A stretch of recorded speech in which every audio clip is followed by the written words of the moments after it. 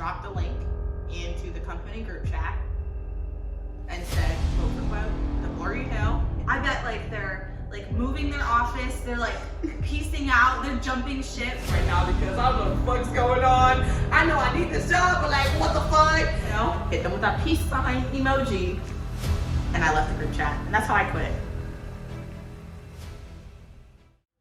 Hey y'all, I'm Nicole. I'm Stephanie's new friend, ex-coworker. Hey guys, my name is Sarah. I am Stephanie's new friend, ex-coworker. How do you feel like the job reflects a cult culture? So, I can start off with that question. I feel like the job really reflected cult culture because have a great attitude all the time.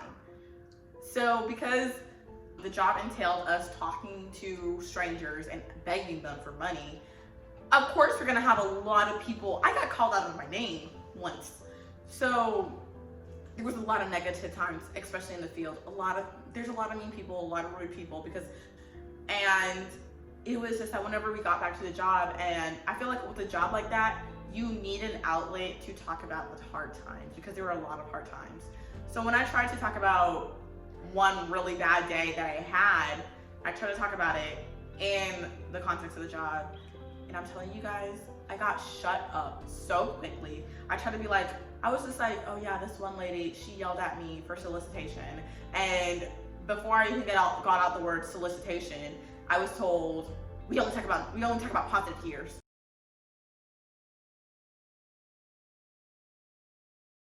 Like, what the hell? Like, how are you gonna tell me we only talk about positives here when I really had something traumatic happen to me? Like, this is a weird job. Like, I'm new. Let me process things. Thank you. Like, that's the thing. And it was just like when I was told, it's a lot of toxic positivity in this job.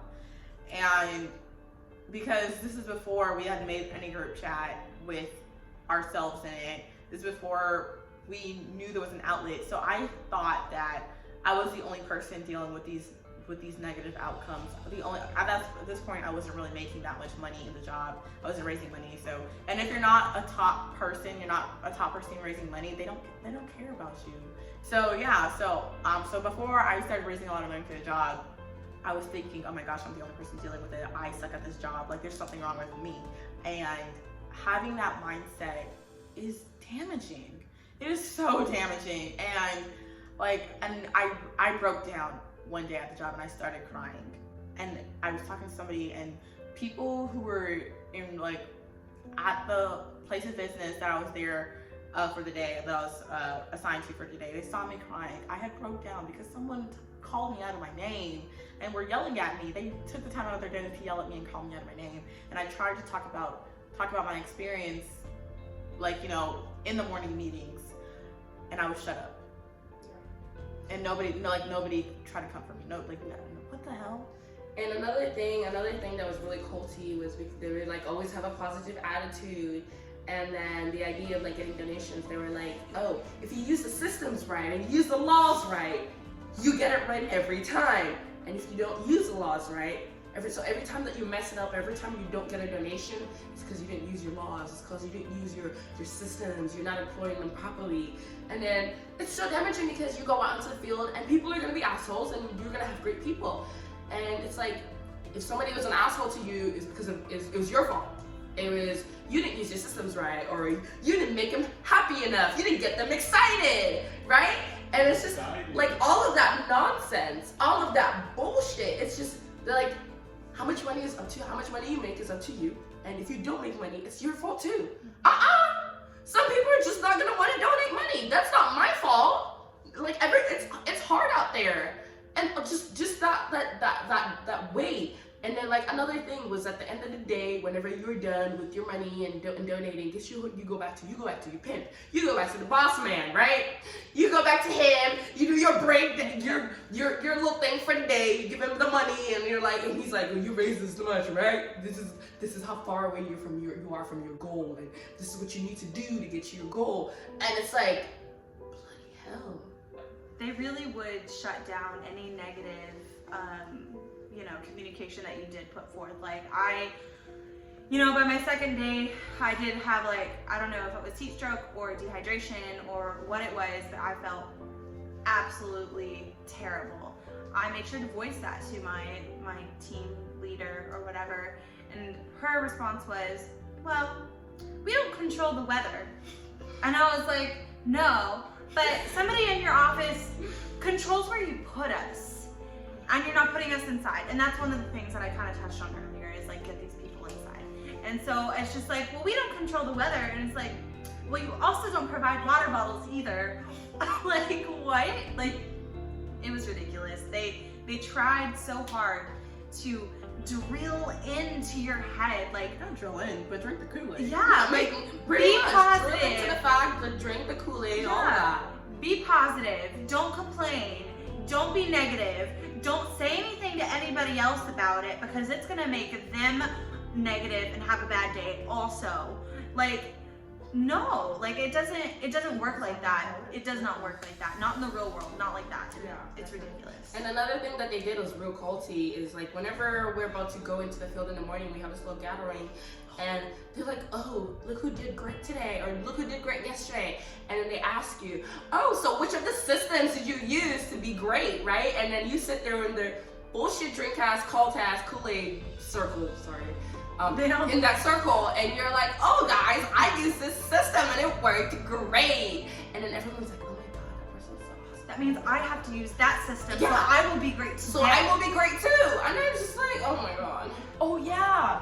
Another thing is so many people have gotten laid off because Corona. Mm-hmm. And so whenever someone is just oh, they didn't have the money to donate, then you're just oh, well, you should just use this system to get them to donate.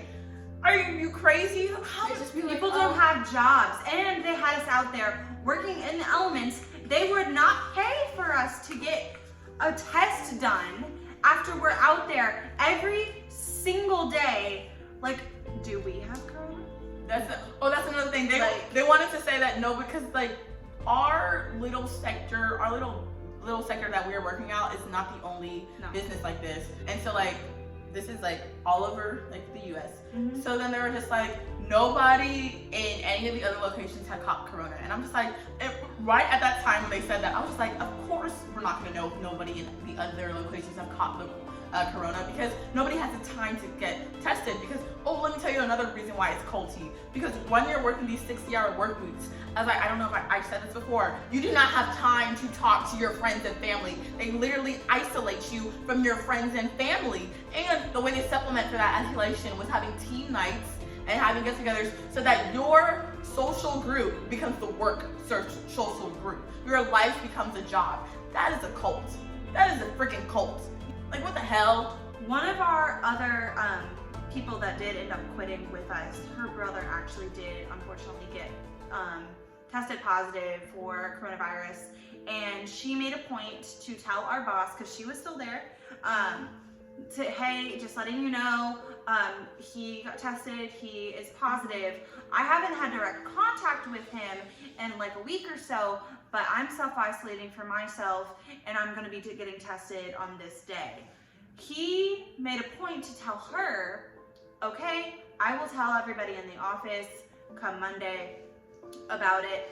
You were in the office on Monday.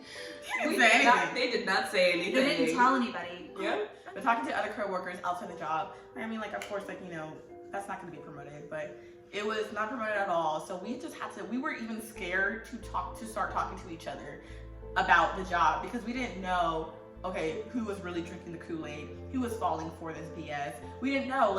It was so hard to reach, even because Sarah was under another team, but it was even hard to reach out to Nicole and another coworker that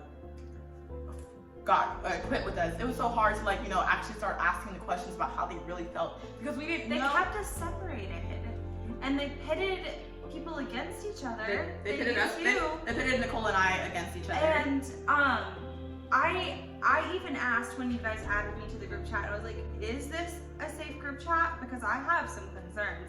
And y'all saw, I went on paragraphs of rants of my concerns. Yeah, no, definitely. No, for me at that point, whenever that happened, I was still like, oh, I need this job. I wasn't aware of the part that we were like literally scamming people. I was just like, I have to have a positive mindset because I need this job and I need to stay at this job. Indoctrination, brainwashing. I need to keep going at this job if I need to get to where I need to be at this job. And then whenever she started talking about everything that was going on, I was like, oh my God, this is so much negativity. I was like, I really don't need this right now because I want to stay at this job because I need this job. Even after I sent the video, she was gonna stay. Yeah.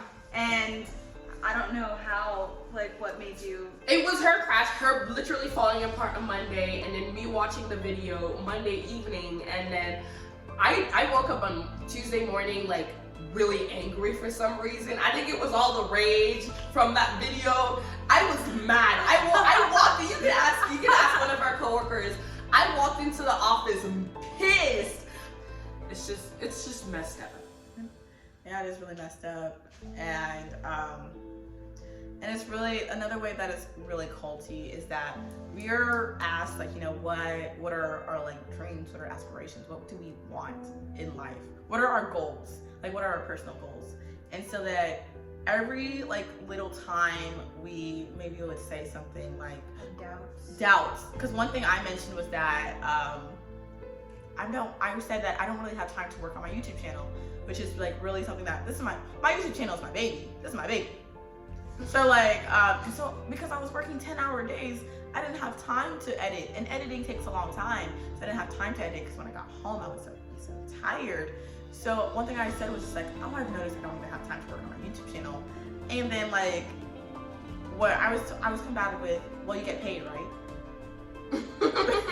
Excuse me? And it's just like, it's really crazy. So it's just like, so whenever we told them our dreams and our aspirations, one of my dreams is that, you know, I want to grow my YouTube channel, and another thing is just like, I want to be like, you know, I want to be financially stable on my own. And so anytime I would have doubts or anything, they were just like, but they would always bring up, but you want to be like, you know, financially independent from your parents. And I was just like, yeah. And it was made that the only way I could get that financial freedom was working this job. They twisted your goals into just working for them. Not even just your goals. Like, I literally, whenever I was applying to the job, I talked about like my family and how my dad owned the company, and oh my goodness, did that man use that example? Jesus. Over.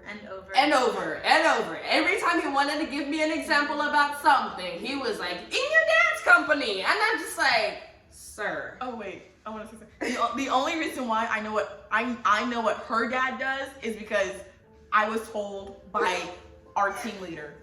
It's just like, that is personal information. Why are you telling personal information about a fellow coworker to another coworker, and you call yourself a team leader? They would use this to give examples to everybody right there in front of me, and I'm just like, okay, we get it. My dad owns a company. Get over it. And they would try to use that goal, like, because I told them that I wanted to be where my dad is someday, because what he does is kind of what I'm studying in school. I was like, I want to get to the point where I see myself owning a company, or at least taking over that company. And they're like, yeah, you can use this job to grow as a business person and develop yourself. And I'm just like, oh. Yeah, that's another thing. So I actually had the opportunity to sit down and on a perspective of another person who was trying to get into the jobs interview. And after the interview, there was a debriefing. And then it was specifically said that once the lady had said what one of her goals was, and like what she wanted in her life, that they had turned the whole interview around to focus around how this job was going to help her meet her goal, even though it was all BS. And then as I said, when you're in that interview, they don't tell you what the entry-level job is. They don't talk about it that much. All they say is that all you're going to do is learning. And so they were just like, you're going to be learning marketing, you're going to be learning marketing is all going to be what you're learning about. They put us at risk for coronavirus. Absolutely, they put us at risk for coronavirus. And I don't even know, like, the fact that they didn't tell the rest of their employees when somebody stayed home because she may or may not have gotten it from her brother when he tested positive, the fact that they didn't let any of the employees know is so filthy, disgusting, dirty. Like, yes, people might have their opinions about coronavirus, and they may be good, they may be bad, whatever it is, but it's still an ongoing thing, and we're in Texas, and it's actually getting worse here. So the fact that we were out there every single day, you know, my family, when I did talk to them every once in a while, they were concerned for my safety and my health. And not just with coronavirus, but with the heat stroke, with the dehydration, with the long hours, with our bodies physically being so tired after every single day. And I kept hearing, oh, it'll get better, you'll get used to it, It's like, I was used to it by probably the 4th day, and it still wasn't enough to keep me there. I mean, it definitely sucked. I'll definitely say that, but I feel like, I don't know if Stephanie told me this, but the reason for this video, everything up until now being said, is because we want to tell younger people like us, just like watch out, because you never know. And like even marketing majors, business majors that just want to like go ahead and hit the road running with their marketing career, it's really easy to get roped into this. I'm not a marketing major or a business major, and I got roped into this because I was a great salesperson. Just the whole idea of people taking advantage of us and having us live in this cultish like work environment is just not right, and I don't think anybody should be doing it. And if you get red flags, if you didn't apply for the job and they call you, please don't Listen to the red flags. Just listen to your red flags, Fun fact, guys, I actually just got an email like yesterday from another marketing company with the stuff in the email saying they were like, we want to set up an interview, 1, 2, we're speeding up the hiring process, 3, like it was ridiculous. I almost wanted to email them back and be like, you're a scam. But I'm serious, like you guys, like be aware and watch the video that has been posted and listen to us, and like it's no joke. Yeah, it happens to anybody, and it happens to anybody too. Like I feel like watching that video, you know what to look out for. Especially like I know what to look out for now. You'll know. After watching. You will know. You will after feel it in your watch. bones. Something feels fishy. Go with your instincts. Pick up on those red flags. Yeah, as Nicole said, one of the reasons why I wanted to make this video is because they do prey on people like ourselves, young, college-age students, because they have that student mentality. But, Air, do you think anything we gotta? No, just what I would just say, like, end of story. Like, if anything to take away. Watch out for pyramid schemes and watch out for this multi-level marketing bullshit. The toxic. What did you say? Toxic positivity. Toxic positivity. Also, if your job is not letting you digest the negatives in your job, Leave. Run. Do any type of constructive criticism. Get out now. Just get going. Thank y'all so much for being a part of this video. Thanks for having me. Thanks, and definitely watch the Slave Circle. If you're a part of a job that is similar to what we're talking about or similar to the Slave Circle, definitely tell us. Yeah, definitely watch it. Please watch out for red flags in a job. Watch out for jobs that have cult-like culture. If you feel red flags, listen to them, run the hell away. Don't be like us that I stayed for 3 weeks. I stayed for 3 weeks. 5 days. 5 days. Well, 5 days is too much. 3 weeks. 5 days too much. 5 days way too much. Heck no. But yeah, thank you guys for watching. Stay tuned. Like, subscribe. Definitely share this video because you'd be surprised how many people are in it. Yeah, and like because Corona is rampant now, MLMs have actually risen. Yes. Because they thrive on people who are desperate for jobs. They were considered an essential business because of what they were doing. So they can still run and they can hire more people, and they keep preying on people with. So they can give what at most $500 to the nonprofit every week. Yeah. But thank you for watching. Bye. As I said, like, comment, subscribe.